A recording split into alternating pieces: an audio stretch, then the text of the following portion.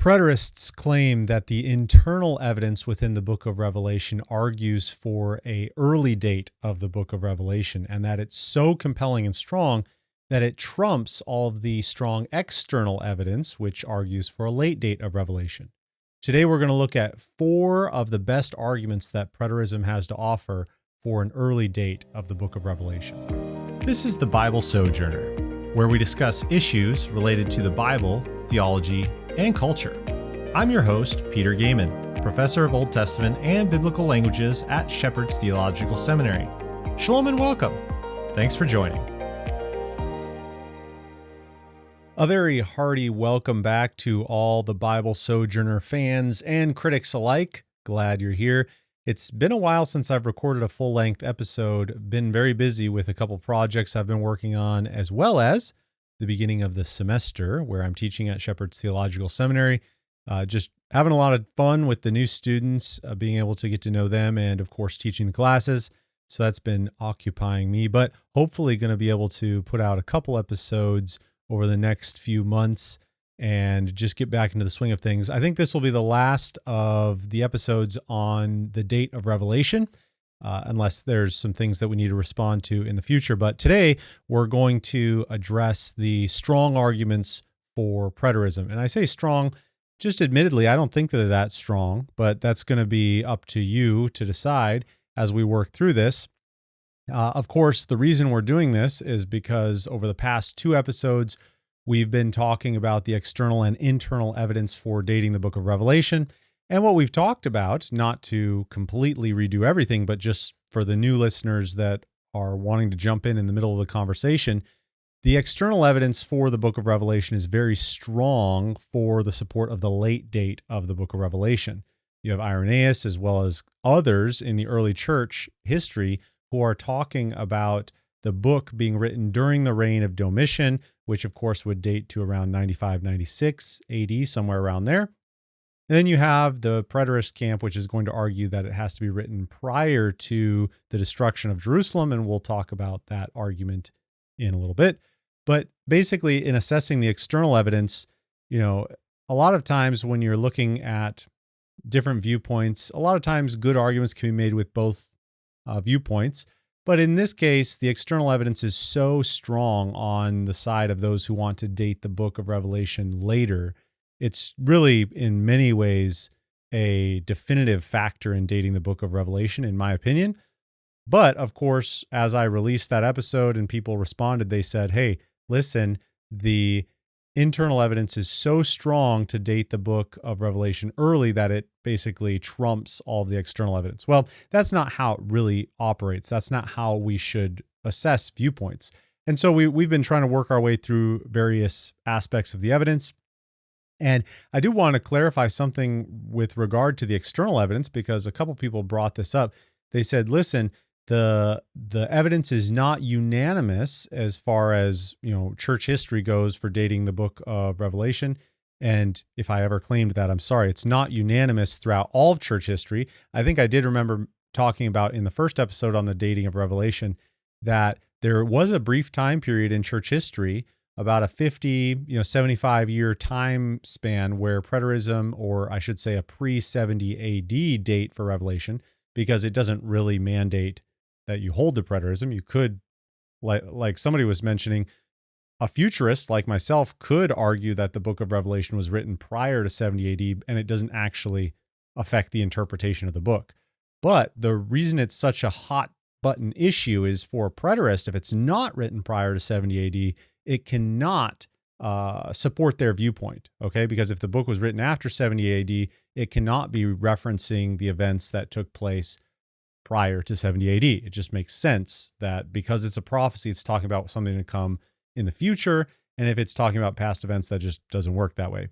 Okay, so one commenter on the YouTube videos pointed out that you have Epiphanes and Theophylact who are supporting an early date of the book of Revelation. And I did want to make a comment on that. So Epiphanius actually did hold to an early date of Revelation, but he actually argued that it was written between 41 and 54 AD for the reign of Claudius. And I'm not actually aware of anybody who holds that view today. But Epiphanius actually did argue that. He's a relatively early church character. I think he dates to the 4th century, if I remember correctly. And so, yeah, he does argue for a non-Domitian date. He argues for Claudius. So again, it's not Nero, and it's not the 64 to 67 AD window that preterists are looking for oftentimes. And I don't know enough about his argumentation to assess whether or not he's using internal or external evidence. I think he makes a comment that says that John was exiled during Claudius's reign. And so, granted, there are alternative viewpoints throughout church history, but nobody can use Epiphanius as an argument for their viewpoint with regard to that. Although it is important to acknowledge that there were occasional differences. In fact, another one that is from the 11th, maybe 12th, 11th century AD is from Theophylact that was pointed out. And he actually argued that John's exile was during Nero's reign. So this is 11th century. That was in his commentary on Revelation. However, in his commentary on Matthew, he also had a comment where he said that John's banishment was under Emperor Trajan's reign, which would be AD 98 to 117. So he had two contradictory statements there. I guess we'd have to assess, what was the more recent of the statements or why he made those in different opinion. But one, he said John was banished under Nero. The other one said that he was banished under Trajan.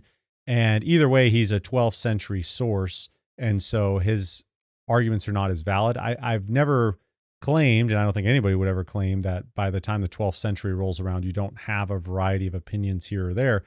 But the overwhelming evidence, as we presented in the first episode of this Revelation series, is that the early church held to John being banished during Domitian's reign, which is very clearly attested to. Now, the reason that gets poo-pooed, like we talked about, is because they say, well, Irenaeus just influenced everybody, and so Irenaeus should be disqualified, and then boom, everybody's disqualified.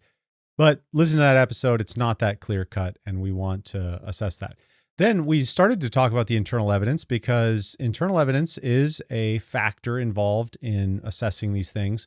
But like I've said over and over, the external evidence is the most important in assessing viewpoints. And those people who have disagreed with me on that, I don't know how to, shake you out of that. It's one of those things where I guess part of it is working with manuscript evidence and dating and a variety of factors. I think those are things that we need to commonly come back to as external and internal validations.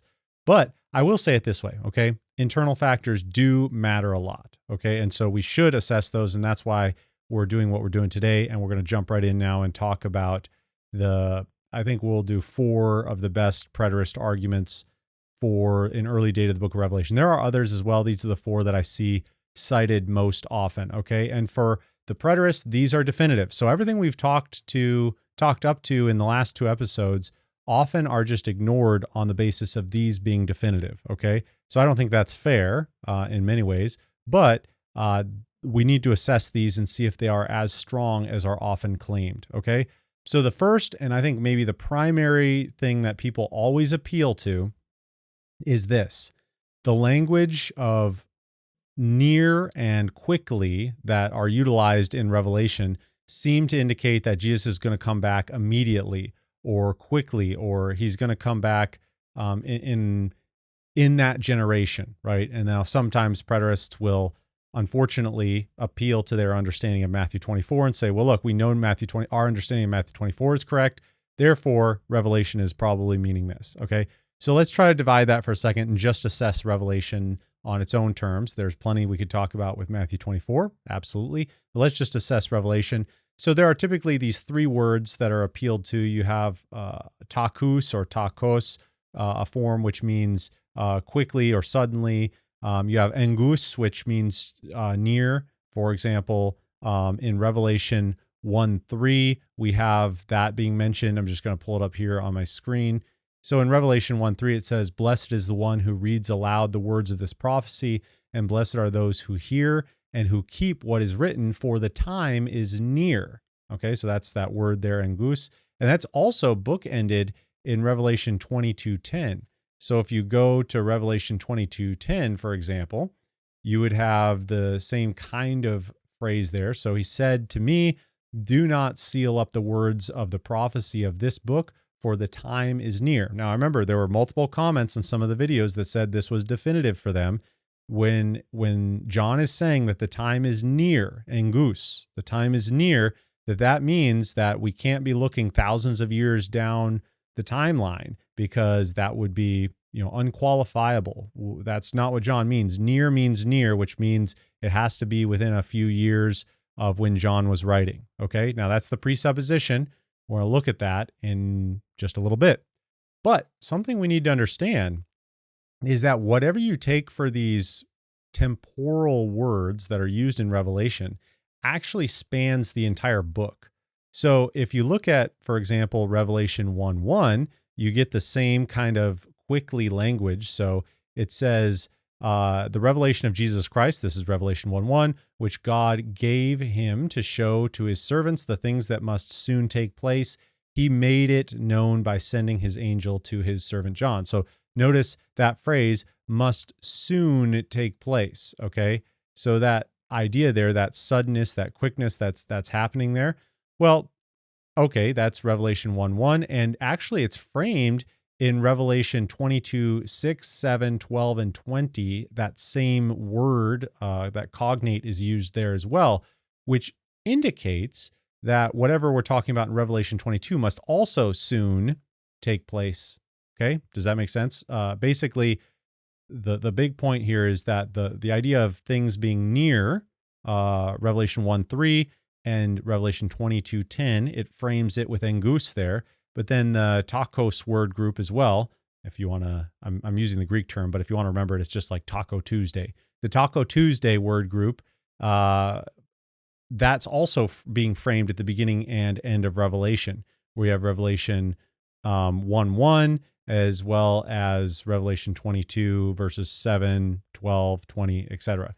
So what that means then, as we're framing this, is that everything that takes place in that context has to come to play. It has to come to pass soon, which would be, for example, preterists and amillennialists will both argue that Satan has been chained, right? In Revelation 20, he's been chained. But Revelation 20 also talks about the release of Satan. And has Satan been released? Well, that's what we're talking about in Revelation 22. It says all these things must soon take place. Well, I can't think of any post-millennialist or amillennialist who would say that Satan has currently been released from his imprisonment, right? So it would be a sense of the final release of Satan, the final judgment talked about in Revelation 20, 11 through 15. I mean, all these things, and the new heavens and new earth. Now it's actually becoming more and more popular in the preterist viewpoint to actually argue that Revelation 21 and 22 are being fulfilled. And that's actually really concerning to myself and many others, because that is a very slippery slope into full preterism, denying the actual return of Jesus Christ and the resurrection, as we have seen in the case of Gary DeMar and others who follow in his footsteps or who have led him in those ways. So once you start down that road where you're saying, well, Revelation 21 and 22 are not a reference to the eternal state or to the new Jerusalem, our expectation of eternity, it's actually to our current existence, well, you got huge problems. So I think most of my listeners would not hold to Revelation 21 and 22 being a reference to our current experience. There are probably a few of you, and we are all entitled to our own opinion. But I think for the by and large, most partial preterists that I deal with and am friends with would not hold to Revelation 21, 22 being currently experienced. It is the eternal state. But Revelation 22 says that these things are near, they must soon come to pass. Okay? So contextually, and actually, by the way, I'm not much into confessions, as that sounds weird to say, but it's just true. I don't spend my time reading them a lot, but I do want to do some series on them at some point. And my understanding of the Westminster Confession of Faith, if I remember correctly, is that they actually cite Revelation 22 as a expectation of the future return of Christ, not as something that has been fulfilled in 70 AD. So even within the confessions, if you claim to be a confessional Christian, which a lot of preterists do, they say, hey, we hold to the Reformed confessions. Well, you're kind of going against the Westminster, at least, if you are holding to the fact that Revelation is only talking about Christ's return in 70 AD. Now, I want to really kind of put a nail in this coffin. So remember, again, what we're talking about here is you have this expectation that when John is talking about what is near, and when he's talking about what it must soon come to pass, that has to mean that things are going to happen relatively quickly within, a year or 2 years, whatever. It has to happen quickly. But listen, all you have to do is go to biblical precedents, okay? Revelation should not be attempted to be interpreted until you understand your Old Testament.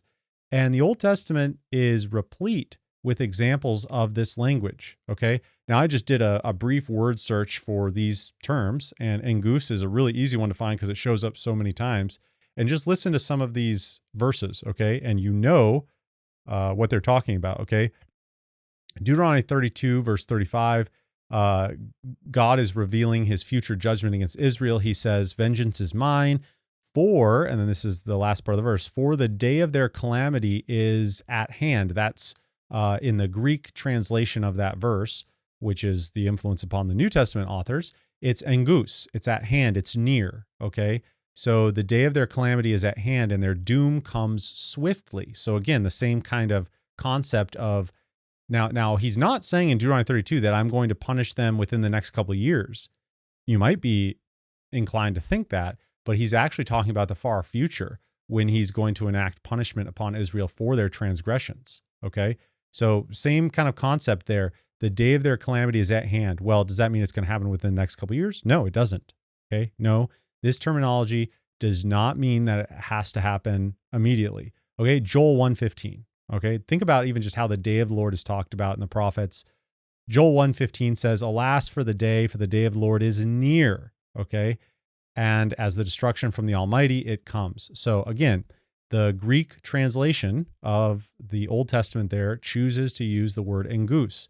Now, the people who translate the Old Testament into Greek, they're not slouches. It's not as if they don't consider word choice or how to represent these ideas. And so they're using this terminology, engus, and the day of the Lord. Well, let's put it this way. Joel is all about the day of the Lord, and at least 3 times, probably more actually, but at least 3 times, Joel talks about the day of the Lord coming and being near. Okay, being near. Joel 2:1, blow a trumpet in Zion, sound, let all the inhabitants of the earth tremble, for the day of the Lord is coming, it is near. Okay. And then Joel 3:14 and following is actually really instructive because it talks about there are multitudes and multitudes of people in the valley of decision, for the day of the Lord is near in the valley of decision. Well, if you go through the context, it's actually talking about the far future. Okay. So it says that the sun and moon are darkened, the stars withdraw their shining. Where have we seen that kind of language before? Yes. The Lord roars from Zion, utters his voice, the heavens and the earth quake. So you shall know that I am the Lord your God who dwells in Zion. Jerusalem will be holy. Strangers will never again pass through it. In those days, mountains shall drip sweet wine. Egypt shall become a desolation. Edom, a desolate place. Judah shall be inhabited forever. So it's talking about a future time where Israel is restored in blessing. And that is, the context of, hey, the day of the Lord is near. This is what's going to happen. Okay. Now that hasn't happened yet. Okay. And let's think to ourselves, by the time we get to the New Testament, had it happened? So Joel, I would date, by the way, the prophecy of Joel, I date early. Well, it's not, I think a lot of conservative scholars would date it early. A lot of the more liberal scholars would date Joel around 600, maybe a little earlier, maybe a few years later. There's a span there of 10 years or so, around 600 BC. I would date it around 800 BC, maybe even earlier than that, for a variety of reasons. We won't get into that now. But so I'm thinking Joel's written 800 BC, and by the time Jesus comes, that's 800 years later. Nothing has still happened. Okay, so now we have to ask ourselves: has the terminology of the day of the Lord being near disqualified itself if it hasn't happened in 800 years? Okay. No, we can't say that. In fact, we know the day of the Lord hasn't taken place because Paul himself in 1 Thessalonians 5:2, talking to the Thessalonians, is trying to argue them some sense into them, saying, listen, you know the day of the Lord hasn't happened yet, because you know, this is 1 Thessalonians 5:2, he says, you yourselves are fully aware that the day of the Lord will come like a thief in the night. In other words, it's going to come, and it's going to come quickly, unexpectedly. You know that. Well, so how can Joel say the day of the Lord is near? And Paul says, well, it hasn't happened yet, some 800 years later. Same thing with Ezekiel, by the way. In Ezekiel chapter 30, verse 3, Ezekiel says, the day is near. The day of the Lord is near. It will be a day of clouds, a time of doom for the nations. Okay? A doom for the nations. We haven't seen that yet, right? So the day of the Lord, an interesting study, and you got to know it. You got to look for it in the Old Testament. And this kind of language of being near really solidifies the fact that you shouldn't expect something that's near to be happening right away within a couple of years. Okay. So it's just so funny. People start reading Revelation because they, are attracted to that and the debates surrounding that. But they'd really be well served just to read their Old Testaments a lot. And once you have a foundation of the Old Testament, by the time you get to John, you just see that some of this language has been used already. Okay. So what this means then, and this is what I would advocate for, I mean, the evidence seems consonant with this pretty easily, is that rather than saying that these things that John is talking about must soon come to pass, that's one way you could translate that, is it's more likely talking about coming without delay or coming quickly, okay? And this is actually how the rest of the New Testament speaks as well. You think about all the different passages that are brought up in places like even 1 Peter and James. In fact, one of my favorite passages would be at the end of James, in James 5, 8, and 9. I love the book of James. And in James 5, 8, and 9, it says, you be patient, establish your hearts, for the coming of the Lord is at hand. That's that same word there, that phrase. It's engidzo, the root of engus. It's near, it's at hand. And he says, do not grumble against one another, brothers, so that you may not be judged. Behold, the judge is standing at the door. Okay. And then you have other passages that talk about that as well. For example, 1 Peter 4:7. And in 1 Peter 4:7, you have Peter saying, the end of all things is at hand. Well, guess what? That phrase, oftentimes in the New Testament, the translations will say at hand when it's that word engus, it's near, okay? So the end of all things is at hand, therefore be self-controlled, sober-minded for the sake of your prayers, all right? Philippians 4:5, very similar concept for that. Philippians 4:5, let your reasonableness be known to everybody. The Lord is at hand. Okay, now listen, this is common New Testament speak. Now, the way preterism destroys the Bible, and I mean that completely, is that you could easily argue, if you already have a preconceived notion that everything is fulfilled in 70 AD, you would go to each of these passages, if you're going to be consistent, and say, oh, each of these is talking about 70 AD. Each of these is talking about 70 AD. But by doing that, you are systematically erasing any kind of expectation or looking ahead to the Lord's return. That's what you're doing. And that's why preterism is very, very dangerous. And, I've heard Doug Wilson say this, and I think it's completely accurate, actually. Imagine me saying I agree with Doug Wilson on that. But he has mentioned in some of his interviews that the attractiveness of preterism is that it can be used to answer anything. And he says that that's one of the downsides as well, because the same framework that you use to say, oh, preterism answers everything in Revelation, you could also use everywhere else in Scripture, saying, oh, preterism answers this, preterism answers that. All of this is fulfilled in 70 AD. All of this, we have no passages anymore talking about the looking ahead to the return of Christ and how we need to live in light of his imminent return. So the imminence of Christ's return is done away with. We don't expect him to return anytime soon. All of that is done away with from Scripture. And that becomes very, very dangerous. And just to be honest, that's actually one of the reasons why I'm doing this whole series, is because it's one of those challenges where I see that destroying the church, where you have people, like I mentioned in one of the last episodes, you have people who argue, oh, yeah, Christ won't return for at least 100,000 years, so we have all this time to work. Well, no, the New Testament talks about watching and waiting and looking ahead for Christ's return. And it's not talking about, and a lot of these passages refer to rewards that are going to be given at the return of Christ. Well, that can't be 70 AD, right? So all that to say is that this idea of the return of the Lord being near, it cannot be a reference to 70 AD in all of these passages. And so to those who left comments on some of the previous videos regarding to the idea of nearness language or the fact that, this is soon to take place, well, this is common language that's used both in the Old Testament as well as the New Testament, referring to the next part of God's prophetic plan. And we just need to be honest about that. We need to assess all of the evidence collectively. We can't just isolate Revelation and say, well, look, it says quickly and it has to mean immediately within the next couple of years. I mean, no, just look at all of Scripture. I mean, a lot of my preterist brothers and sisters claim to use Scripture as the final standard of authority.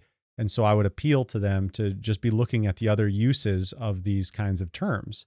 Yeah, you can look outside of Scripture too and see that there's a broad range of use, but just even within Scripture itself, there is a important assessment of this language.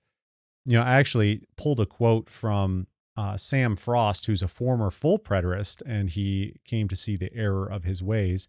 And he said, this is a quote, I think I got it from a social media discussion, where he said, "I'm constantly amazed that soon is so readily accepted and dogmatically as the only available translation of this idea.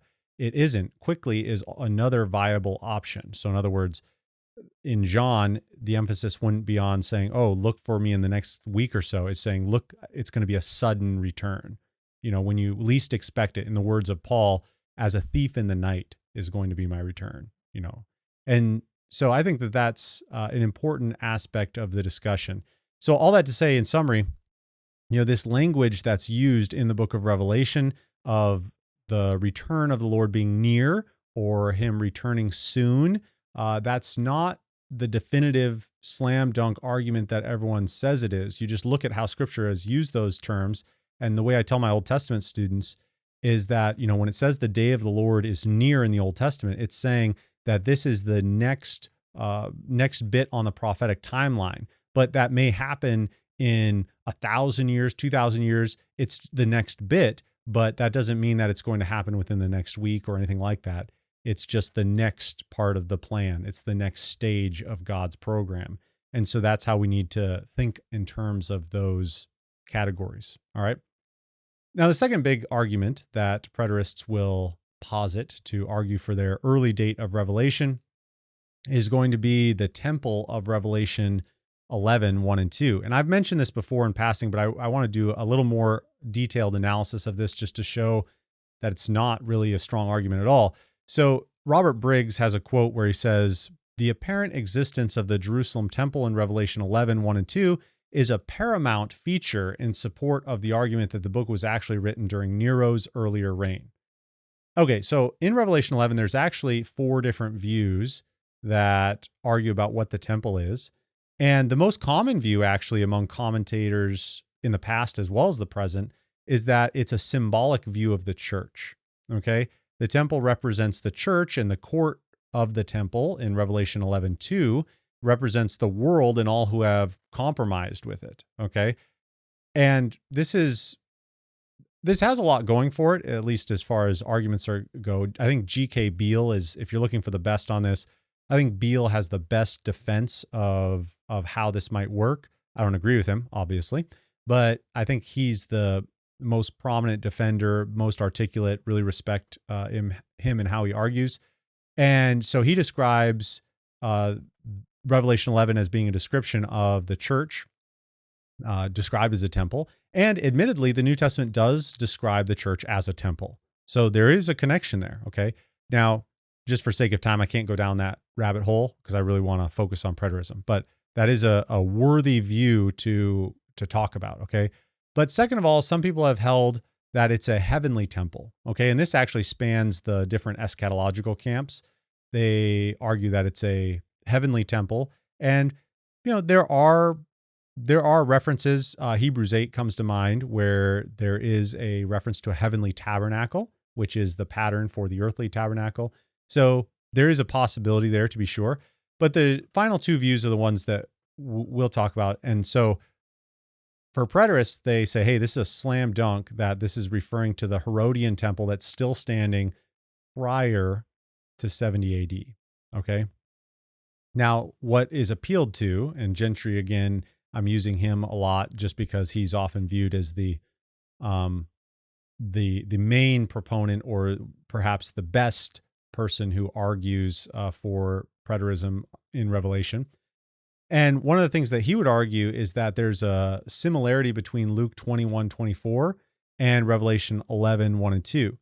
And so Luke 21:24, if we're to look at that, Luke 21:24 says, they will fall by the edge of the sword and be led captive among all nations, and Jerusalem will be trampled underfoot by the Gentiles until the times of the Gentiles are fulfilled. All right.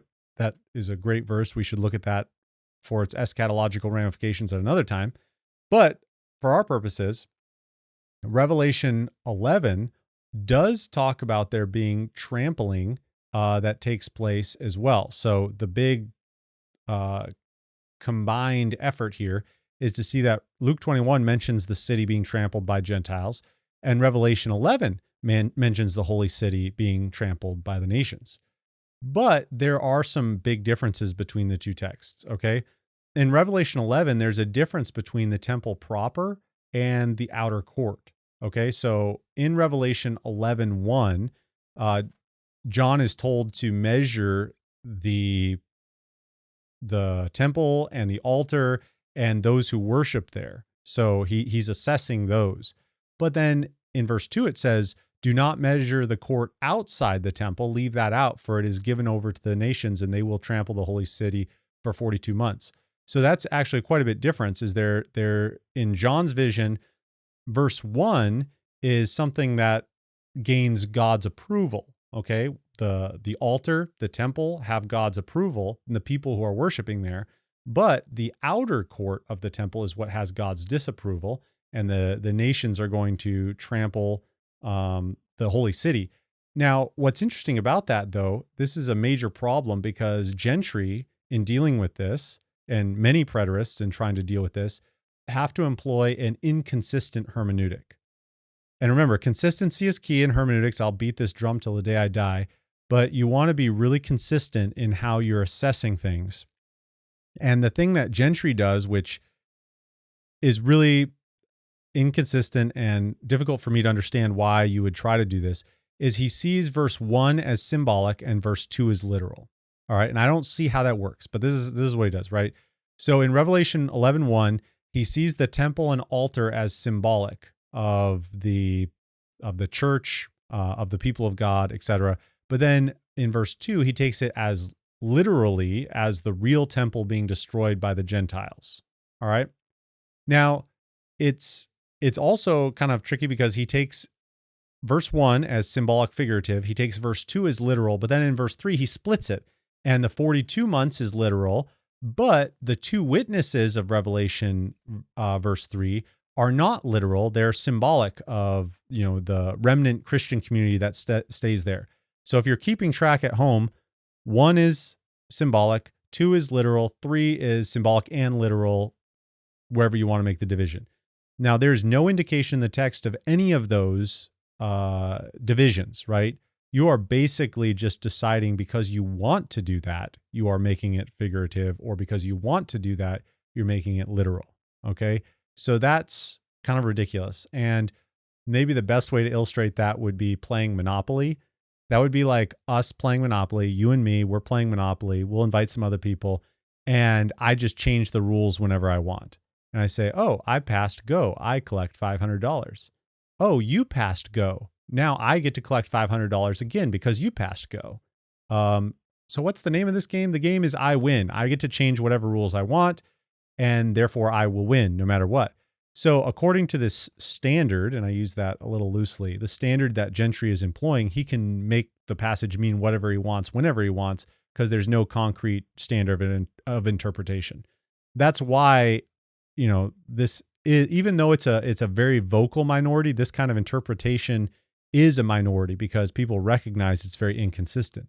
That's why the view of the symbolic temple being the church, even though I disagree with it, is at least more consistent, because as Beale goes through it and others, they're saying, yeah, this is all symbolic and all of these things are symbolic. You can't just pick and choose saying, yeah, this part is literal, this part is symbolic, this part's literal, this part's symbolic, okay? Just very, very haphazard, and I think definitive, shows the problem in trying to make that fit your view. But there's more, okay? So not only do you have that inconsistent view by Gentry trying to make Revelation 11 fit his preconceived notion of how it should work, but you also have other passages, or I should say other texts, which refer to the temple as operational or as existing, as it were, even though it had been destroyed. So remember, the big selling point here for the preterist viewpoint is that if Revelation 11 is talking about the temple, it cannot have been destroyed yet, okay? But that actually is argued against by the existence of First Clement, okay? First Clement is it's a very early work in church history, and it's not inspired, obviously, but it just gives a really tangible glimpse into what the early church thought and how they wrote their letters of encouragement, etc. And it's a quite lengthy letter, but there are some pertinent passages related to what we're talking about. And in 1 Clement chapter 41, verses 1 and 2, we read this, okay? Remember, this is 1 Clement 41. So he says, "Let each of you, brothers, in his proper order give thanks to God, maintaining a good conscience, not overstepping the designated rule of his ministry, but acting with reverence. Not just anywhere, brothers, are the continual daily sacrifices offered, or the free will offerings, or the offerings for sin and trespasses, but only in Jerusalem. And even there, the offering is not made in every place, but in front of the sanctuary at the altar, the offering having been first inspected for blemishes by the high priest and previously mentioned ministers." All right, so if you're paying attention at all to what's being said there, what he's saying is that, listen, we know Jerusalem is a special place. The altar and the sanctuary are there, and sacrifices are offered there. So based on that data, you might think, oh, wow, this was written before the temple was destroyed. Here's the thing. Again, almost unanimously, scholars date this late. In fact, they actually date it very similar to the time of Revelation. They date it around 95, 96 AD for a variety of purposes. We'll get into some of them. But again, I can't give a percentage, but we're talking far and away, the majority of people who are dating this are dating it later. Now, Gentry has to kind of fight against the consensus on First Clement too. And he says, no, this has to be written prior to 70 AD because of this passage, because it talks about, the altar and the temple. And if it had been destroyed, why wouldn't Clement talk about it being destroyed? Now, this is a problem though, for the viewpoint, because if it is written after 70 AD, it shows that it's not so strong of an argument to say that, oh, Revelation 11 would never talk about a temple if it had just been destroyed. Revelation would certainly mention the destruction of Jerusalem or the destruction of the temple if it had happened, but First Clement does neither of those things, okay? And so First Clement is actually a pretty significant part of the argument. But here's the thing, is that First Clement mentions explicitly the martyrdom of Paul and Peter, okay? And so that means that in order for Paul and Peter to have been martyred, 67, 68, that Clement is probably written, if Gentry is right, it has to be written in 69 AD exactly. Essentially, that's the only option, okay? So Gentry has his back up against the wall with Revelation. Now he put his back up against the wall with First Clement too, okay? But listen to this, all right? So in 1 Clement 5, 1 through 7, it says this: "But to pass from the examples of ancient days," okay, so he calls these examples from the ancient days, "let us come to those champions who live nearest to our time. Let us set us before us the noble examples which belong to our generation." So those are the two key phrases. he says that it's from ancient days and they belong to our generation. All right. So putting those together, you would expect it to be long ago in ancient days. You wouldn't, if Clement is writing in 69 AD, you wouldn't expect him to say, let's talk about the examples of ancient days if it was just last year. Okay. And then specifically, he mentions Peter and Paul being martyred. That's the examples that he's using there. Okay. So again, he says ancient days and generation. Now, some people say, well, look, Clement couldn't have been too much later because generation would have to include, the time of the author or whatever. But listen, if we're writing it in 95, 96 AD, that's only 27 years after Paul and Peter are martyred. Okay. I mean, that's all it would have to be for the person to be able to say, hey, this still took place in our generation. We were involved with that. I mean, if you think of all the 27-year-olds, they're still young men, right? But they could have been alive during that generation when Nero persecuted those individuals. And that seems to be what Clement is talking about. It's talking about the persecution that existed in Rome under Nero as if it had happened in the past, okay? And it would be really weird for Clement to say, hey, this was happened of ancient days, and these ancient days, were last year or whatever. It's like, that's a little strange. Plus, there are other details within the book itself. Okay, those are just the debated passages, but there are other details in the book which really show that there's something else going on here. So this is a quote from the dissertation by Hitchcock on the date of Revelation.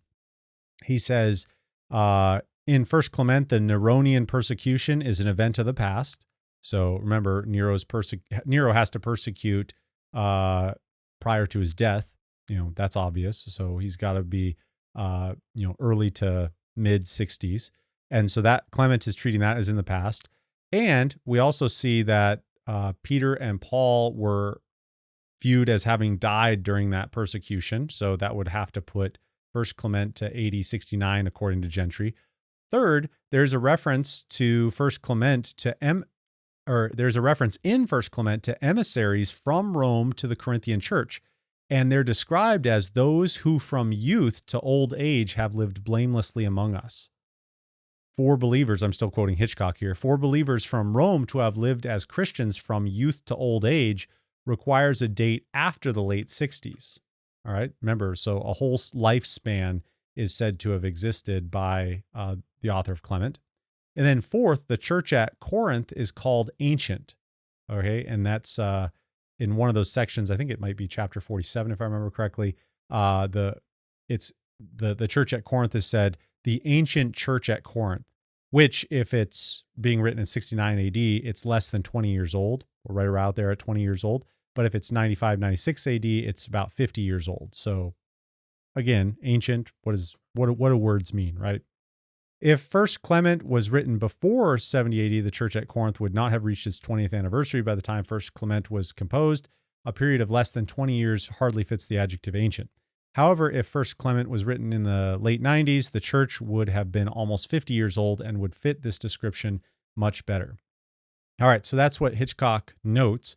Now, I also have a quote here from an individual by the name of Lawrence Wellborn, who wrote the entry in the Anchor Bible Dictionary for Clement. And he says the account of the deaths of Peter and Paul in chapter 5 is not that of an eyewitness. The presbyters installed by the apostles have died, according to chapter 44:2.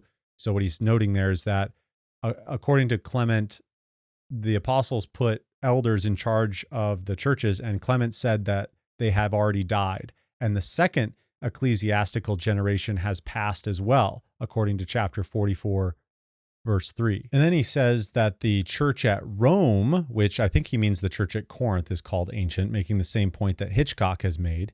And then he says they're called ancient, and the emissaries from Rome are said to have lived blamelessly as Christians from youth to old age, making a similar point to Hitchcock as well.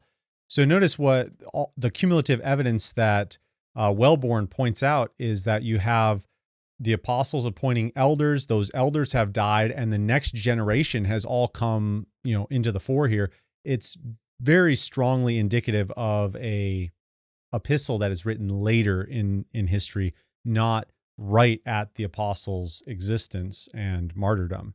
And so he actually would say the epistle cannot have been written before the last decades of the first century. I think if he gives he spans it somewhere between 80 and 110 AD, I think, which is similar to what people would do with the Didache as well.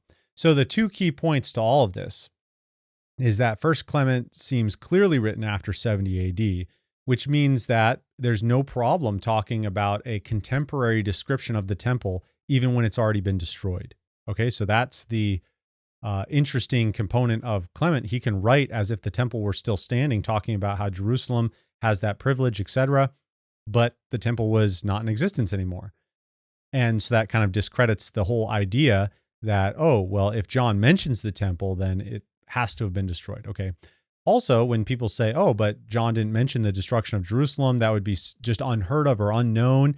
Well, guess what? Clement doesn't mention that either. And again, almost everybody says that Clement is dated later because of those factors which we talked about.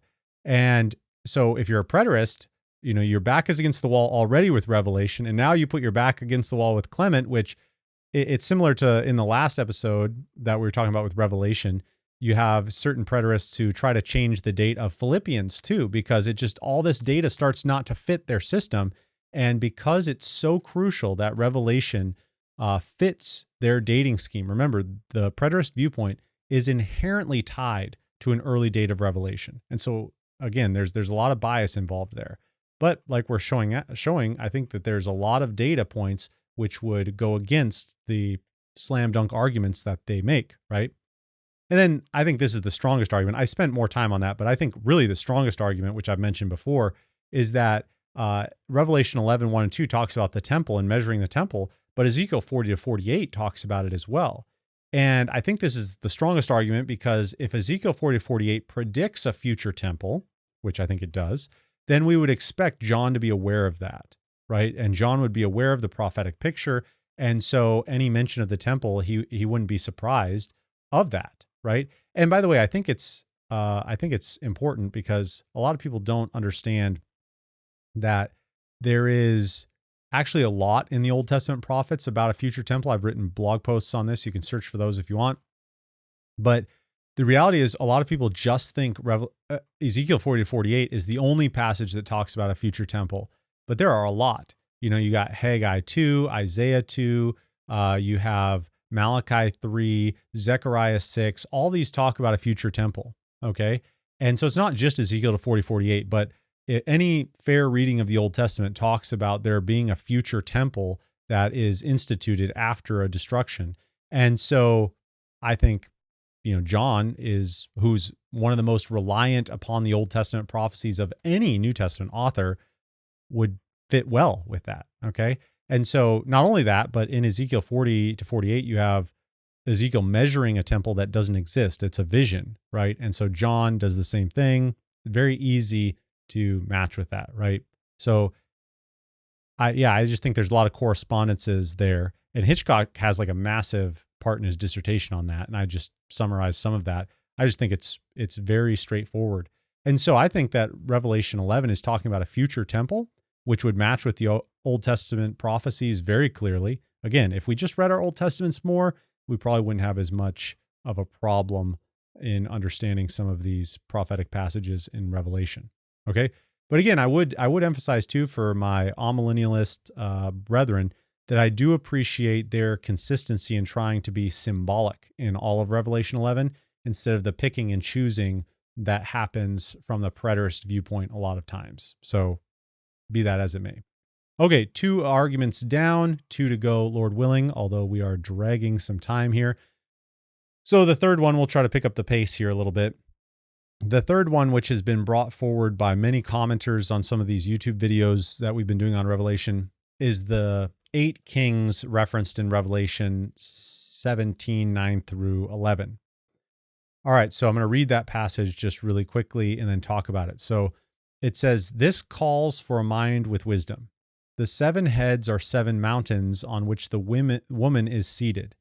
There are also 7 kings, 5 of whom have fallen. One is, and the other has not yet come." So that's 7 kings in an order.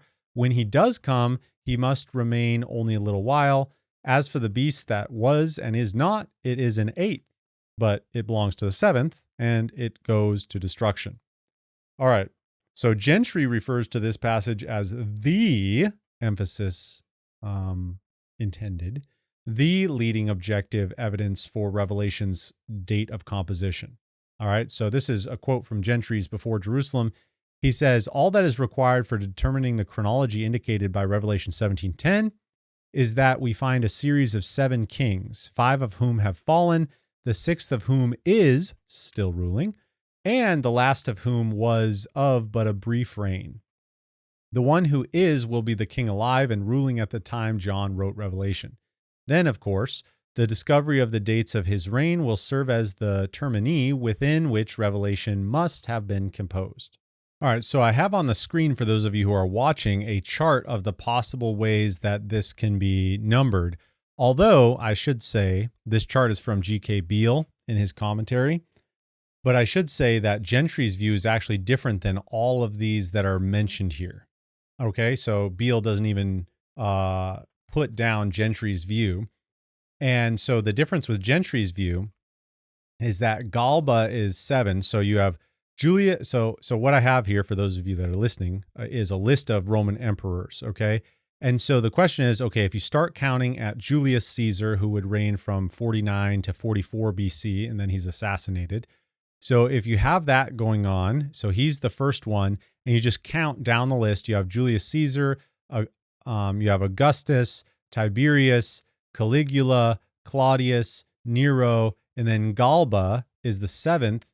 And what's definitive for Gentry is that, okay, you go 1 through 7 there, and Nero would be the one who is, the emperor who is, and Galba would be the one who, according to the text that we just read, he's the one who, when he does come, he will remain only for a little while. And so obviously Galba only reigns for, a little less than a year. And so he remains for a little while. But then Gentry, on the chart, it says that Otho could be number 8.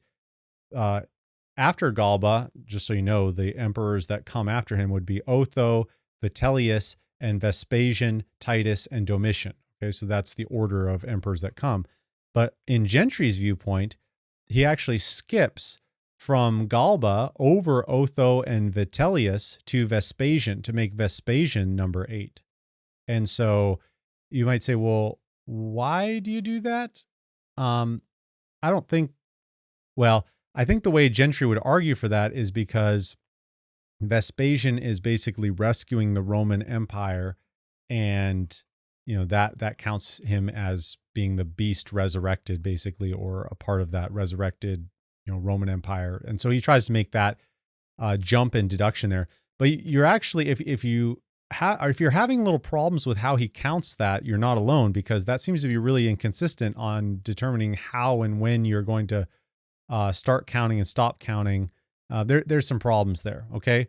And so even though a lot of people treat this as, the leading objective evidence, as Gentry says, there's actually some big problems here. So on the one hand, Gentry's view, and really anybody's view who's trying to argue to make this fit the passage, but Gentry's view is what we're dealing with, is it's inherently circular, because it already assumes that Nero is the king that needs to be defended. And so if he's not the king, then preterism is basically toast. Okay.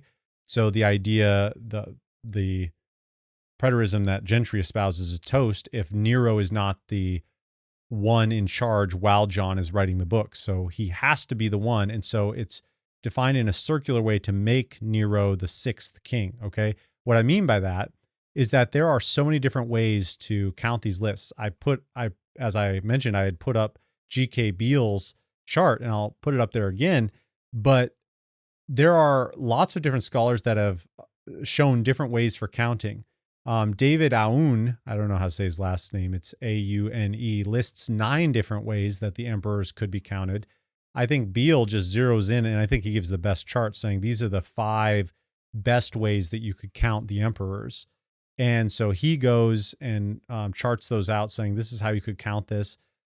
And the problem is that there's multiple problems with this. you may be predisposed to try to make Nero the sixth, but it's far from certain that he should be the sixth, because you basically have to start with Julius Caesar as being the first emperor. And there are sources that do say that he was the first emperor, but the problem is that he was a dictator that basically achieved power on his own ends, and he was never proclaimed to be emperor by the Senate or whatever. You have other ancient sources like Tacitus and Virgil who claimed that Augustus was the first emperor. And it should be we should be interested to note that officially the Roman Empire was established under his rule, that is Augustus, and he was proclaimed by the people to be the first true emperor. So a lot of people will actually start with Augustus, who is number 2 on Gentry's list, but he is number 1 on a lot of people's lists. In fact, I decided as I was researching this and saying, well, I wonder how artificial intelligence will process this. So I asked ChatGPT, in your opinion, who is considered the first Roman emperor, Augustus or Julius Caesar? And so this is what ChatGPT said. Augustus is generally considered the first Roman emperor, not Julius Caesar. And then it gave the distinction is that Julius Caesar was a Roman general and statesman who became dictator of Rome. Although he held extraordinary power and paved the way for the Roman Empire, he never held the official title of emperor. His assassination in 44 BC led to the end of the Roman Republic and set the stage for the rise of the Roman Empire. And then it said, alternatively, Augustus, formerly known as Octavian, Julius Caesar's adopted son and heir, became the first official Roman emperor. After defeating his rivals in a series of civil wars, Augustus was granted extraordinary powers by the Senate and took the title Princeps, meaning first citizen, in 27 BC. He's recognized as the first emperor because he established the imperial system of government that would last for centuries. So it's interesting, obviously, ChatGPT, it's not going to convince anybody, right? Because it could just be wrong. But it's interesting based on what it has been reading and assessing and whatever, that's the kind of answer that it would give. And listen, my point's not to argue whether or not Julius Caesar or Augustus should be the first one counting. The point that I'm trying to make is how would somebody else assess that or be confident that they're counting correctly? Because listen, I would say Augustus seems to have a lot more going for him to be the first king, the first emperor counted for Rome. He's the one who establishes that government, right? But there could be an argument made for Julius Caesar. I'm not arguing against that. I'm not saying there's no possible argument for that, but it's problematic to say that it's super clear cut or that every single person would clearly be able to, define that as they're reading the book of Revelation, right? Now, there are other problems that are raised as well when you're thinking through that, because in that list of Roman emperors, these are some of the things that Hitchcock points out, for example, is should we count every emperor or only those who were deified by the act of a Senate? So at what involvement does the Senate have in counting? Because, if we say only those who are deified by the act of the Senate, then we might run into some problems. If we say, no, that doesn't matter, we might run into other problems, right? And then also those, flipping back to the chart here, is those brief reigns. You have 3 people in a row that have very brief reigns, Galba, Otho, and Vitellius, okay?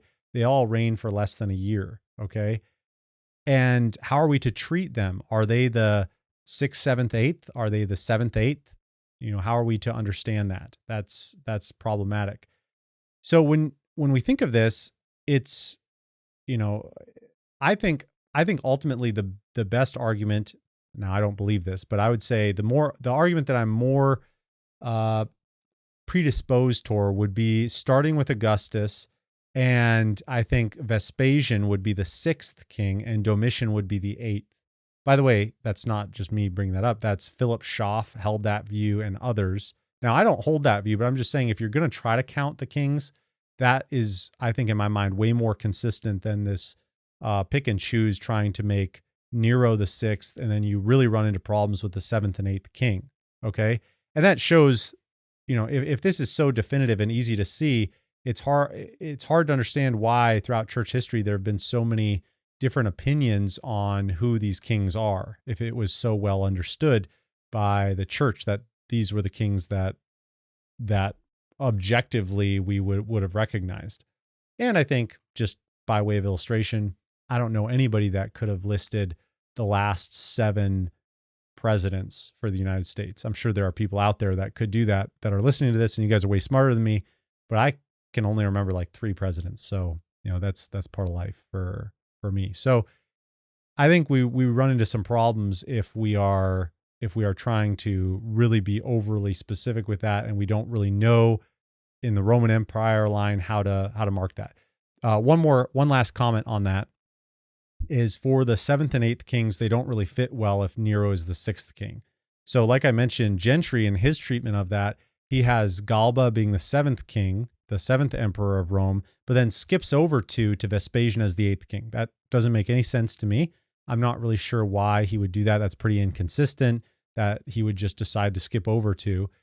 And the reason it's such an issue is because the 8th emperor, or the 8th king, as it's talked about in Revelation 17 here, seems to be the final boss, as it were. He seems to go to destruction. And the problem is you have notable emperors after Vespasian even. And so that's problematic. And there have been commentators that have noted the correlation between Revelation 13 and Revelation 17, for example, talking about the beast that received the mortal wound and then, rose from the dead, as it were. And that imagery kind of mirrors Jesus's own experience, having been receiving a mortal death wound himself and then rising from the dead. And then the beast, this Antichrist figure, the beast, has his own resurrection experience, as it were. And it's interesting, that correlation. I think that, in Revelation 17, we have these kings that are talked about correlated with the beast, and that 8th king, notice what it says in that last verse, verse 11, it says, "As for the beast that was and is not, it is an 8th, but it belongs to the 7th, and it goes to destruction." So in other words, there's some relationship between the 8th and 7th, it seems, is what it's saying, and it finally goes to destruction. So there's nothing after the 8th, is what it seems to say. And I think that correlates well with Revelation 19, because in Revelation 19, it talks about Jesus destroying the beast. And that makes sense. Gentry tries to make the beast there in Revelation 19, but that really shows the inconsistency of Gentry again. Because for Gentry, sometimes the beast is Nero, sometimes the beast is the Roman Empire, et cetera. There's just based on convenience, it seems, there's not a consistency in how Gentry is treating some of these objects, whether literal, figurative, and changing, up and down what it signifies. And so all that to say, I think that even though this is viewed as very definitive, I think as I've studied it, I became more and more convinced that, okay, that it was not as strong as I thought it was going to be. I thought this was going to be, the slam dunk where I was like, yeah, this is something we'll have to, say this is a strong argument for preterism, but it's really not. I mean, there's just anybody who studies this issue will quickly realize, okay, yeah, it's pretty murky, especially with regard to Julius Caesar, Augustus, and how you count those and get to the 8th emperor, who is then, the end. He goes to destruction. I mean, yeah, you have big problems if you're trying to make that work with past history. Okay. All right. Then finally, I want to make mention. So this is the 4th argument that we'll talk about today, and it's Nero and the mark of the beast. Okay. I've done a podcast episode on this before, but I wanted to redo it because now I've been putting them up on YouTube, and the videos are a lot better for this anyway, just for being able to see some of how all this plays out. So hopefully, if I remember correctly, to add some of the visuals, this might be helpful. So in Revelation 13, 16 through 18, the text says, "Also it causes all, both small and great, both rich and poor, both free and slave, to be marked on the right hand or the forehead, so that no one can buy or sell unless he has the mark, that is, the name of the beast, or the number of its name.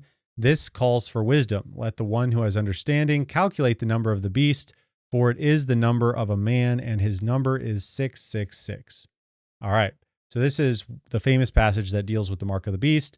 For Damar, Durbin, Gentry, I can't say every preterist, but most preterists that I've ever heard say, okay, this is very clearly a reference to Nero. Okay. Even some non-preterists would reference this as a mark of Nero or an attempt by some in the church. I wouldn't agree with that, though. So the way this works, a lot of people read this number, and again, I think this is the more common view today, is they read the number 666 as a symbolic viewpoint, okay? Beale, again, is representative of that. He says the 666 repetition connotes the intensification of incompleteness and failure that is summed up in the beast more than anywhere else among fallen humanity. So he takes it as a symbolic view of the number. But, and again, where we could talk about that, I really just want to zero in on the preterist viewpoint of this. Preterists often want to associate this number 666 with evidence for Nero, okay? And so they use what's known as gematria to illustrate this. So how does that work? How are we to understand this? So, okay, you got to buckle up for just a second here, because the way gematria works is basically you have letters that stand for numbers, okay? So like in English, A would stand for 1, B stands for 2, C stands for 3, etc., all the way down, okay? It's a little more complicated than that, but that's the general point. And so the same thing happens in Greek and in Hebrew, and going down the list, those are the things that we would see and recognize. I mean, even today, that exists to a certain degree. So what some people want to do then, the preterists, is they want to take Nero's name and title in Greek and transliterate it into Hebrew, and then take the numerical value of the Hebrew letters, and if you calculate that out, it's 666. All right. So again, what they're doing, just so we're clear, is this is so clear evidence for Nero. They say we'll take Nero's title and name, okay, and really it's a variation of his title. So a variation of his title and his name, and we'll take that, but instead of counting it in Greek, we're going to transliterate it over into Hebrew, and then we will count the Hebrew letters. All right. So that's the multi-step process that this undergoes. And so the letters in Hebrew, this may mean nothing to you, but it's the Kof, Samek, Resh, Nun, Resh, and then the Holam Vav, and then the final Nun. That would be the Keser Neron. So that's the Caesar Nero. Okay, Caesar Nero, that's in Hebrew how you'd spell it. Okay, it looks good at first, and it may be compelling in a simplistic sort of way, but there's a couple major problems. So I have 5 major issues with this, and I've written a little bit on this in the past, so I'm just going to summarize some of this, okay? So on the one hand, for the mark of the beast to be equated with Nero, the title Nero Caesar needs to be used, okay? So his title has to be used instead of just his name. But this seems a little too convenient, because if you have flexibility of using, a variety of different titles, you could actually come up with a bunch of different names. So a lot of people kind of neglect to, assess this information. But if you allow the flexibility to add titles to the different names and all the different possibilities of titles, actually Domitian and Vespasian also would both equal 666. Okay, so you can remember, because you're just mixing and matching, saying, okay, can I use this title with this name, this title with this name? And you have a lot more flexibility of finding a qualification. In fact, there is on some coins that were found from the time period around Domitian's reign, he actually had a phrase, which was a bunch of abbreviations, Akai Domet Sebge, which basically is a bunch of abbreviations together. But if you take all of that, which is on the coin during that time of Domitian, and you add all the numerical value, you actually get 666. And so actually we have, if we're going to press things here, now I'm not going to press this, but if we were going to press this, we would actually say there is more evidence that the 666 equates Domitian rather than Nero. All right. I mean, that's because we actually have coin evidence of, these abbreviated titles being found. Okay. So, I mean, if we're going to play that game, let's play that game. But the issue is, so that's the first problem. The first problem is that using the title allows way too much flexibility. Okay. And specifically, this is the second point, is that according to the text itself, if we're going to take scripture seriously, it says that the name, not the title, is the numerical value. All right. So the name, not the title, is the numerical value. So if titles are allowed, that goes beyond what scripture actually said. It says that the name is what equates the number, not the title. And so the way we could illustrate it, this would be this way. Okay. If I said, when we think of the President of the United States, we might say, okay, his name is President Abraham Lincoln. No, that's not his name. The name of the president is Abraham Lincoln, but his name is not President Abraham Lincoln. His name is Abraham Lincoln. Okay. And so obviously we want to be careful not to just say, well, the name is Caesar Nero. The name is Caesar Nero. Well, why wouldn't we say Nero Caesar? There's just so much flexibility there, and that's not what the scriptures actually say. It just says it's his name, not his title. Okay. Now, it should also be noted that what did the early church think about these things? Well, Irenaeus, who is the anti-preterist saint, I guess we could call him. Preterists do not like him at all. But he actually hypothesized using gematria to find out who it was. So he came up with 3 different names himself. So they were Avanthus, Laetanos, and Tatan. And so he didn't mention Nero being a possible fulfillment. And if that was so obvious that 666 was equated with Nero, why didn't Irenaeus think that it was? He actually says in that section where he talks about this, he says, well, it could be these names, but there's not really any meaning behind that. He says, we will not, however, incur the risk of pronouncing positively as to the name of the Antichrist, for if it were necessary that his name should be distinctly revealed in this present time, it would have been announced by him who beheld the apocalyptic vision.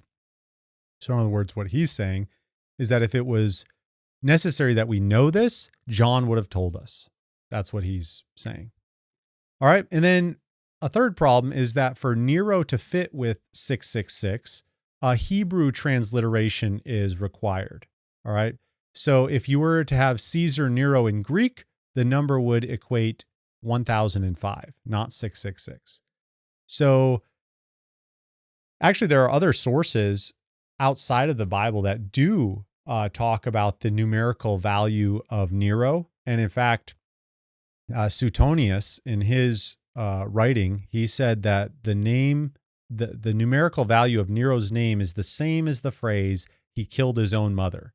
So, the play on that is that Nero's name is valued at 1005, which is the same if you count up this whole phrase of he killed his own mother, which is also 1005.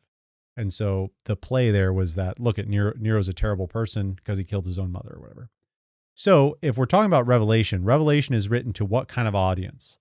To a Greek-speaking audience. Let's be clear. And this is very basic, but I think a lot of people just get caught up in this, whole, oh yeah, the transliteration, all that. But listen, Revelation is written to Greek speakers. And let's put it this way. Hebrew was one of the least common languages of the day. Greek was probably most common. The only one that may have been close to that would be Aramaic as well. Now, there were people who spoke Hebrew, but they were usually the scholars and the scribes. And by and large, the scholars and the scribes weren't a part of the faithful Christians, okay, at least from what we see from New Testament times. There were certainly some of the Pharisees that jumped ship and became Jesus' disciples, but few, and I think far between from the indication we get in Acts. So we have Hebrew being very much the language that is used the least, and the people would primarily be thinking in Aramaic and in Greek. Now, anybody who speaks multiple languages, you think in your mother tongue primarily. And so it would be very difficult for somebody to get a message in Greek and say, okay, I'm going to transliterate that, but I'm not going to do it in Greek. I'm not going to run this transliteration in Greek. I'm actually going to run it. Oh, also not Aramaic, even though that's my other main language. I'm actually going to go down the list and do Hebrew, even though none of these other New Testament documents are being written in Hebrew. They're all written in Greek. We all speak Greek. That's primarily how we're communicating, also with Aramaic, but we're going to do Hebrew instead, even though many of us, don't even write in Hebrew, okay? Or we don't have that capacity. It just is so far-fetched. It's very difficult to take it seriously, honestly. I think the only people who are going to take 666 as a reference to Nero seriously are the people who are already convinced that it's true. All right, but another one. Let's just keep throwing out more reasons for this. So number 4, for Nero to fit with 666, a defective spelling is required. Okay, now what I mean by defective, those of you who don't know Hebrew, I'm assuming most of you don't have Hebrew knowledge, is that you can spell words multiple ways. And there are more common ways of spelling and less common ways of spelling. All right, now there are what's known as defective spellings, which became much more common once the Masoretes implemented their vowel systems with regard, between 500 and 900 AD, so well after the writing of Revelation. But during the Hebrew phase that Revelation would have been written in, we have plenty of evidence from the Dead Sea Scrolls where you would have what's known as plene spellings with full letter vowel spellings. And so there's a little mark that's called a yod that would be the common way that Caesar would be spelled in Hebrew, okay? Now, according to my research that I've done, there may be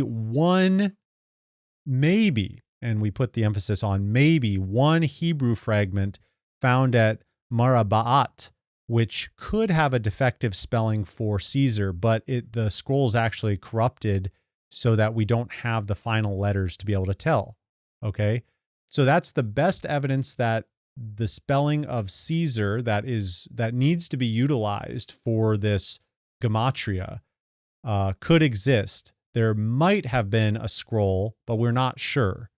So just to really put a exclamation point on this, is that the normal spelling for Caesar that exists, listing the Jewish sources, the Talmuds, Mishnah, Tosefta, the Tiny Attic material, all of them spell it with the full spelling, which would be if you are interested, it's Kof, Samek, Yod, Resh. Okay? But if you do that, the Yod is worth 10. So it's like a game of Jeopardy. 10 is too much. So that would put it at 676, not 666. All right? So that's a problem. And I should also point out that this is, again, it shows kind of the inconsistency and selectiveness of the preterists, because they'll say, okay, Caesar has to be used defective spelling, but Neron does not use defective spelling, which uses a full holum letter vav, which could technically be left off as well. So the point is, it's just very, very selective. Neron is not used with the defective spelling, but the other one is. And yeah, it's just a mess. It's just a mess. All right, final argument against this point, then we'll put it to rest. All right. The early church did not understand the 666 to be a reference to Nero. So I already referenced Irenaeus, the patron saint of the anti-preterist viewpoint. He obviously speaks a lot on these kinds of issues. I mentioned that. But additionally, he talks about a textual variant that existed as a 616, so 616. And he said, there's also another reading out there that's 616 instead of 666. Now, some people have, it's probably a copyist error. That's what's going on there. You just, as a scribe's going along, he makes a copy.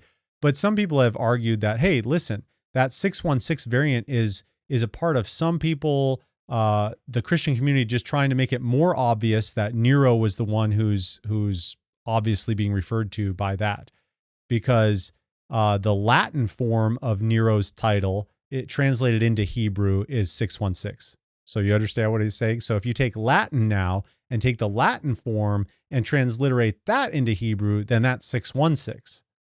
Okay, obviously we're going down crazy corner with all of that, right? And it should be pointed out that with that standard, you could make the 616 refer to Caligula or to Titus. Okay, so I mean, again, with these kinds of standards, which means no standards, we are allowed to make whatever we want of these things. Okay, a lot of problems with that, and maybe the best way to conclude this particular issue is with a quote that G.K. Beale cites in his commentary from somebody who wrote a historical introduction on these issues named Salmon. He says this: first, if the proper name by itself will not yield it, add a title. Second, if the sum cannot be found in Greek, try Hebrew or even Latin. Thirdly, do not be too particular about the spelling. We cannot infer much from the fact that a key fits the lock if it is a lock in which almost any key will turn. I love how he talks about that, and obviously it's kind of a tongue-in-cheek kind of discussion, because what he's saying in essence is, listen, by this kind of logic and standard, you could make 666, 616 mean anybody or anything, right? And so the way he says that is, we cannot infer much from the fact that a key fits the lock if almost any key will fit the lock, right? And so I just, I look at this kind of, people hold this up. I remember seeing an interview with Jeff Durbin, and he was talking about how this was just so conclusive evidence that Nero was the one that was being talked about. And I just remember thinking to myself, like, really, would anybody who objectively came to this and looked at the evidence that, I've just laid out in front of us, would we say, oh yeah, for sure, slam dunk Nero. Everybody should come away with Nero. I don't see that at all. And so I think we've run into some problems. And I think maybe the theme of the day, as we've gone through a lot of the preterist arguments, is just to talk about inconsistency. Now, listen, I don't want to be like the guy who has the log in my own eye trying to take the speck out of my brother's eye, because when I'm inconsistent, I love when people talk to me about that. But I think that's the key issue here, is that preterists are notoriously inconsistent. And when they are consistent, they wind up full preterists, ultimately, because they're trying to make everything fit into 70 AD. And it's problematic and heretical, to use the true meaning of the word. So as we've looked at these, obviously, I do not think I'm going to convince preterists of the errors of their ways. My main goal is to really try to prevent people from jumping into preterism thinking, oh yeah, they really have it down. They understand a lot. They really have the best way of understanding these things. No, I think that if we go through the evidence, look at it, there's lots of articles and commentaries and books that have been written about this. I've tried to assimilate some of it for us here. There is no slam dunk argument for preterism for the book of Revelation. There are some issues that maybe, if we're gracious, we could say, okay, those could go either way, possibly. Like, for example, the kings. Maybe we could find a way to make those kings work out, but it's certainly not definitive. And I would say kind of suspect at how the kings are tried to lay out in a certain way. It doesn't really work so well. On that note, I would say that there are two people that I kind of want to mention here. One, Jeremy Sexton. He's been posting a lot on social media about postmillennialism, preterism. I think you should check out some of his stuff. And then also good brother, Miska Wilhelmsson. Hope I'm not mispronouncing your last name there, from Finland. Just a good brother in the Lord there. And he's been posting a lot on preterism. And some of the things that I've tracked from their social media posts, one of the things that I didn't have time to look into myself, but they both were making note of, is that even in early preterist writings, early preterism was not, they were very cautious not to say that Revelation 1:7, Revelation 22 were talking about the 70 AD return of Christ. In fact, both Jeremy and Miska both quoted Gummerlock, Francis Gummerlock, who wrote for American Vision in 2012. He was talking about preterism. He was trying to find evidence for early preterism. And Gummerlock wrote this: I did not find any Revelation commentaries of the early church that interpreted the coming of Christ in those passages. And of course, that's a reference to Revelation 1:7, 22:20, etc., as a judgment coming of Christ in the 70 AD. So in other words, there's very sparse evidence early on of preterists who were saying, oh, what Revelation is talking about is the 70 AD coming of Christ. So that is something to consider. Even preterists admit that when they analyze that historically. And I think that that's something worth considering. Now, I will say too, as I'm wrapping up this on Revelation, I don't anticipate doing another Revelation episode for a while. I perhaps in the future will address more things, but I want to move on to some other subjects. But I appreciate my friends who hold to preterism, and I think that one reason they do so is for apologetic reasons, because it's pretty easy to defend Scripture saying, oh, all this already came to pass. All this came to pass. Jesus said it would come to pass, and it already came to pass. So you don't need to worry about whether it's been fulfilled or not. It's come to pass. And that has an apologetic appeal to it. It's attractive in that regard. But I just want to say I'm passionate about making sure that we properly go where the evidence leads. And just because it might be easier to explain to an unbeliever or to a young believer and say, oh, all you need to say is that this came to pass because of this. Listen, just because it's easy to say that, is that where the evidence actually leads? And so I would just really advocate for just examining the evidence. And if it's a little more complicated to explain to people, hey, the ins and outs of Revelation or the prophetic picture, that takes time, so be it. Remember, the early church had, years invested in discipleship for these kinds of reasons. And the early church held to a future view of, these issues. So when we think of these things, I would just advocate, don't let the well-meaning desire for apologetic purposes to defend Scripture derail you from the evidence. Go where the evidence leads. That's what we all need to be doing, of course.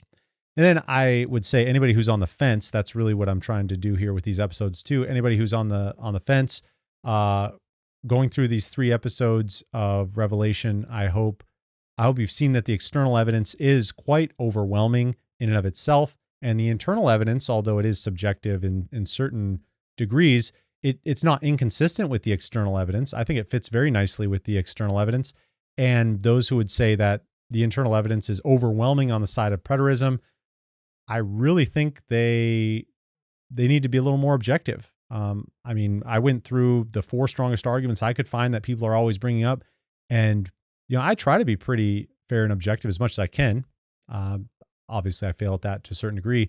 But I just do not see any compelling reason for 70 AD for Revelation. So I don't understand why somebody would want to hold that unless their whole worldview and their whole system is based on that. And so I would say, check yourself, because that's one of those challenges, is that if your whole system is bound on a 64 to 67 AD dating for the book of Revelation, your system is very fragile indeed. All right, hope that's helpful, and you may hate me for the rest of your life for doing these episodes. That's your prerogative, and I still love you anyway. And thankful for all the people who have reached out and support, critiquing along the way. I always appreciate that as well. And thankful for all those who have reached out and told me that these have been helpful, and those who have said they haven't been helpful. I'm also thankful for you as well. Semester has started. Pray for me if you think of it. And Lord willing, we'll keep putting out some episodes during the semester. Until that time, you can check out more about me at petergaiman.com or more about Shepherd's Theological Seminary at shepherds.edu. Until next time, may the Lord bless you and keep you and make his face shine upon you.